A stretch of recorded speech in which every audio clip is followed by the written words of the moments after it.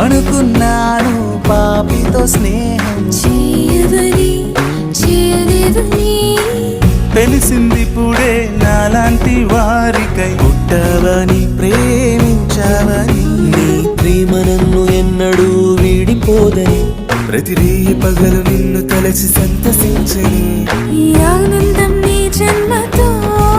మొదలాయే మొదలాయే చీకట్లు చీల్చేసి మన గట్లు తెచ్చేసే మన కోసం వచ్చేసే రక్షకుడు ఆయన